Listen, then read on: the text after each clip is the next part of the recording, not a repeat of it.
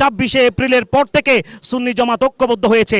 এখন থেকে কোনো অপশক্তি যদি আমাদের সুন্নি জামাতের কোনো বাইদের দিকে আঙ্গুল তুলে, কোনো মাদ্রাসা, মসজিদ, কোনো খানকা, কোনো মাজার, কোনো পীর মাশায়েখের দিকে যদি কোনো অপশক্তি যদি আঙ্গুল তুলে, আমরা সেই আঙ্গুল ভেঙে দেব ইনশাআল্লাহ। সম্মানিত দর্শক ও শ্রোতা, যারা যেখান থেকে আমাদের সাথে যুক্ত আছেন, দেশে বা দেশের বাইরে, সবাইকে জানাচ্ছি সালাম, আসসালামু আলাইকুম ওয়া রাহমাতুল্লাহ।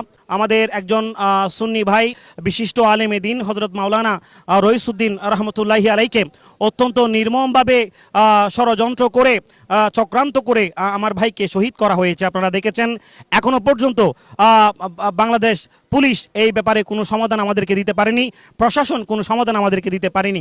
আমরা এই জন্য আজকে পুরো বাংলাদেশের সুন্নি জনতা, আপামর জনতা আজকে রাস্তায় নেমে গিয়েছে তাদের ভাইয়ের এই খুনির শাস্তির দাবি নিয়ে।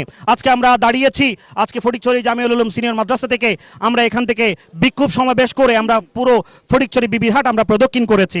সম্মানিত দর্শক মণ্ডলী, আমরা আজকে মিডিয়ার মাধ্যমে বাংলাদেশ প্রশাসনকে জানিয়ে দিতে চাই, আমরা আমাদের ভাইয়ের বিচার চাই, আমরা আর কিচ্ছু চাই না। আপনারা দেখেছেন, সুন্নি জনতা অত্যন্ত শান্তিপ্রিয় জনতা, তারা ভাঙচুর করে না, তারা গাড়িতে আগুন দেয় না, লাঠি পেটা করে না। কিন্তু এই বলে এমন নয় যে আমরা ইমানি শক্তিতে আমরা দুর্বল, এমন নয়। সুন্নি জনতা যদি ইমানি শক্তিতে বলিয়ান হয়ে যায়, তাহলে কোনো অপশক্তি সুন্নি জামাতের সামনে দাঁড়াতে পারবে না।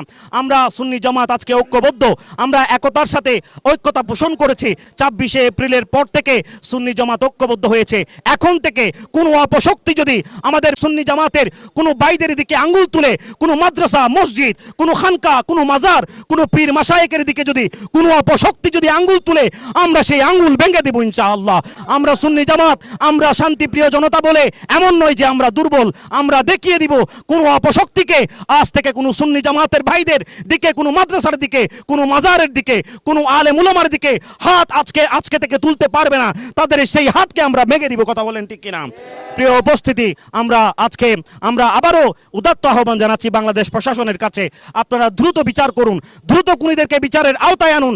আমরা চাই না আমাদের রইস ভাই খবরে চলে যাবে আর তার খুনিরা বুক ফুলিয়ে রাস্তায় হাঁটবে। আমরা এমন দৃশ্য দেখতে চাই না। কথা বলেন ঠিক কিনা? আমরা আবারও বিনীতভাবে অনুরোধ জানাচ্ছি, প্রশাসনের দৃষ্টি আকর্ষণ করছি, আপনারা সুন্নি জামাতের এই অনুরোধকে, এই দাবিকে আপনারা খুব দ্রুত মেনে নেন, নতুবা এর চাইতেও খারাপ অবস্থা আপনাদেরকে দেখতে হবে, পুরো বাংলাদেশকে অচল করে দেওয়া হবে। কথা বলেন ঠিক কিনা? আমি এই বলে আমার বক্তব্য এখানে শেষ করছি। ইনশাআল্লাহ পরবর্তী আর কোনো সমাবেশের প্রোগ্রাম থাকলে ইনশাআল্লাহ আপনারা আজমির টিভির সাথে থাকবেন। আজমির টিভির মাধ্যমে আরো মিডিয়ার ভাইরা যারা আছে তাদের মাধ্যমে আমাদের সংগ্রামের ডেট, তারিখ আপনাদেরকে ইনশাআল্লাহ জানিয়ে দেওয়া হবে। আসসালামু আলাইকুম রহমতুল্লাহ।